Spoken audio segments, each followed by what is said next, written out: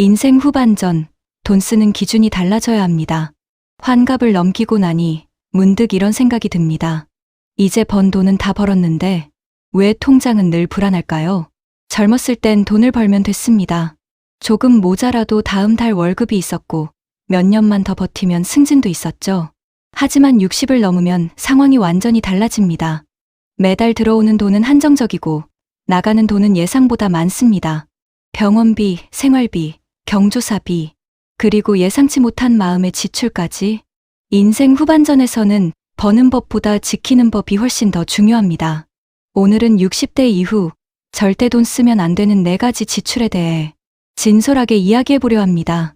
지금 이걸 아는 것만으로도 여러분의 노후가 훨씬 더 단단해질 수 있습니다. 첫째, 체면과 허세를 위한 소비. 이 나이에 이 정도는 해야지. 동창 모임에 나갔습니다. 다들 그럭저럭 괜찮은 옷을 입고 나왔습니다. 누군가는 새로 산 시계 얘기를 하고 누군가는 손녀 돌잔치 때 어느 호텔을 빌렸다고 합니다. 순간 움츠러듭니다. 나만 초라해 보이는 건 아닐까? 그래서 다음 모임 때는 괜히 좋은 식당을 예약하고 백화점에서 비싼 선물을 샀습니다. 카드값 나오고 나서야 후회합니다. 왜 이랬을까? 체면 소비의 함정. 체면을 위해 쓰는 돈은 끝이 없습니다. 한 번 시작하면 계속 그 수준을 유지해야 한다는 강박이 생깁니다.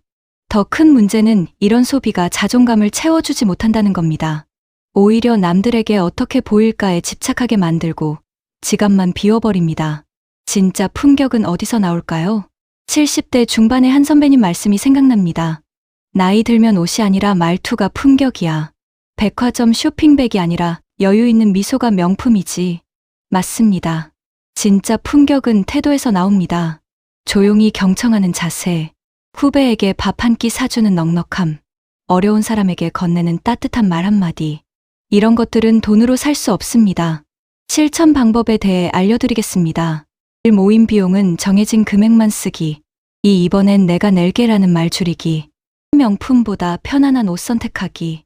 체면보다 내 삶의 편안함 우선하기. 이 나이에 중요한 건 어떻게 보일까가 아니라 얼마나 편안한가입니다. 두 번째, 줄여야 하는 지출. 새로운 사업이나 투자. 친한 후배가 찾아왔습니다. 형님, 정말 좋은 투자 건이 있어요. 요즘 이거 안 하면 바보예요. 아니면 오랜 지인이 전화합니다. 이번에 식당 하나 하는데 같이 투자 안 하실래요? 100% 대박 아이템이에요. 솔직히 솔깃합니다. 퇴직금이 좀 있는데 이자만 받기엔 아깝잖아. 한 번만 제대로 해보면 노후 걱정 없을 텐데. 60대 이후의 한 방은 너무 위험합니다. 40대의 실패와 60대의 실패는 완전히 다릅니다. 40대는 다시 일어설 시간이 있습니다. 하지만 60대의 실패는 회복이 불가능할 수 있습니다. 실제로 주변을 보면 퇴직금 날린 분들 이야기 어렵지 않게 들립니다. 지인 사업 투자했다가 연락 두절, 주식에 몰빵했다가 반토막, 프랜차이즈 시작했다가 권리금도 못 건짐. 한 번의 실패가 평생의 안정성을 무너뜨립니다. 이 시기에 가장 큰 수익은 잃지 않는 것입니다. 투자의 대가 워렌 버핏도 이렇게 말했습니다. 투자의 첫 번째 원칙은 돈을 잃지 않는 것이고 두 번째 원칙은 첫 번째 원칙을 잊지 않는 것이다. 60대 이후에는 더욱 그렇습니다. 수익률 20%보다 원금 지키기가 더 중요합니다. 안전한 노후 자금 관리법, 예금 국채, 연금 ETF 등 안정적인 상품 중심으로 투자하고 절대 빌려서 투자하지 않기. 무조건 된다는 말 나오면 일단의심하기. 투자 결정 전 가족과 반드시 상의하기. 모르는 상품에는 절대 손대지 않기. 도전이 나쁜 건 아닙니다. 하지만 내 전부를 거는 도전은 이제 내려놓을 때입니다. 셋째, 자식에게 과한 지원. 부모 마음은 다 똑같습니다. 아들이 전화합니다. 아버지 이번에 전세 들어가는데 보증금이 좀 모자라서요. 딸이 한숨 쉬며 말합니다. 엄마, 애들 학원비가 너무 올라서 힘들어. 조금만 도와줄 수 없어? 가슴이 먼저 반응합니다. 내 새끼가 힘들다는데 어떻게 모른 척해. 그래서 통장을 털어 보태줍니다. 처음엔 이번 한 번만이었는데 어느새 습관이 됐습니다. 과한 지원의 악순환. 문제는 이렇게 돕는 게 자식을 위한 길이 아니라는 겁니다. 한 번, 2번 도와주면 자식은 부모가 있으니 괜찮겠지라고 생각하게 됩니다. 스스로 해결하려는 힘이 약해집니다. 더 심각한 건 부모 본인의 노후가 흔들린다는 겁니다. 자식 도와주려다 정작 본인이 자식에게 짐이 될 수 있습니다. 어느 70대 어르신의 고백. 한 어르신이 조용히 말씀하셨습니다. 나는 평생 자식 뒷바라지하며 살았어. 근데 이제 내가 아프니까 애들이 나를 귀찮아해. 내가 뭘 잘못한 걸까 싶더라고. 애들한테 스스로 살아가는 법을 안 가르쳐 준 게 후회돼. 가슴이 먹먹해지는 이야기입니다. 건강한 경계 만들기. 자식을 사랑하는 것과 자식의 인생을 대신 사는 것은 다릅니다. 정기적인 지원은 금액을 미리 정해두기. 긴급한 상황 외에는 이번이 마지막이라고 명확히 하기. 자식에게 내 노후 계획 솔직하게 공유하기. 못 도와줘서 미안해라는 말 연습하기. 부모의 노후를 책임질 사람은 자식이 아니라 자신입니다. 건강한 거절이 결국 모두를 위한 길입니다. 남의 부탁에 휘둘리는 지출. 정 때문에 못 거절하겠더라고. 오랜 친구가 찾아왔습니다. 나 요즘 진짜 힘들어. 2천만 원만. 다음 달까지만 좀 빌려줄 수 있어? 꼭 갚을게. 후배한테 연락이 옵니다. 형님, 죄송한데 제가 급한 일이 생겨서 얼마만 꿔주실 수 있을까요? 거절하기 어렵습니다. 내가 인정머리 없는 사람 되는 건 아닐까? 진짜 급한가 보네. 그래서 돈을 빌려줍니다. 그리고 연락이 뚝 끊깁니다. 돈 빌려주는 순간 관계가 바뀝니다. 이상하게도 돈 거래가 일어나면 관계가 변합니다. 빌려준 사람은 왜 안 갚지? 라고 생각하고 빌린 사람은 왜 돈 얘기를 하지? 라고 불편해합니다.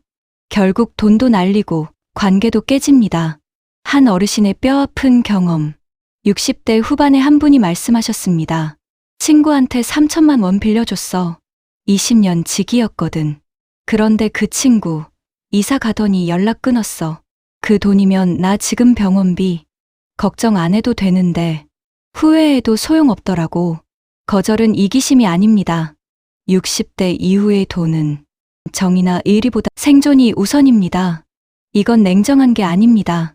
내 노후를 지키는 게 결국 주변 사람들에게 짐 안 되는 길입니다. 현명한 거절 방법. 나도 노후 준비해야 해서 어렵다고 솔직히 말하기. 한 번 거절했는데 계속 부탁하면 관계 제거하기. 빌려주면 못 받는다는 각오 없으면 절대 빌려주지 않기. 가족 외 금전거래는 원칙적으로 하지 않기. 거절하지 못한 마음이 가장 비싼 대가로 돌아옵니다. 마지막으로 정리해 드릴게요. 돈을 어디에 쓰지 않느냐가 노후를 결정합니다. 60대 이후의 돈은 단순한 지출 수단이 아닙니다. 그것은 바로 인생을 지탱하는 안전벨트입니다. 젊었을 때는 돈을 벌 수 있었습니다.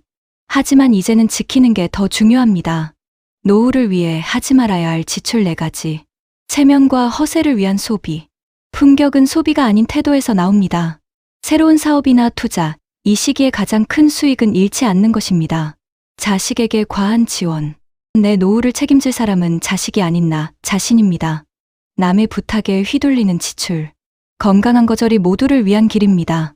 진짜 품격 있는 노후란 비싼 옷을 입는 것도 남들에게 인정받는 것도 아닙니다.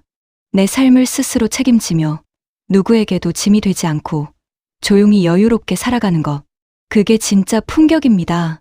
돈을 어디에 쓰느냐보다 어디에 쓰지 않느냐가 노후의 품격을 결정합니다. 오늘 말씀드린 4가지 꼭 기억하시고 후회 없는 노후를 위해 돈 지키는 습관부터 다시 점검해 보시길 바랍니다. 여러분의 안정되고 편안한 미래를 진심으로 응원합니다. 나이 들면 돈이 전부는 아니지만 돈 없이는 아무것도 아니게 됩니다.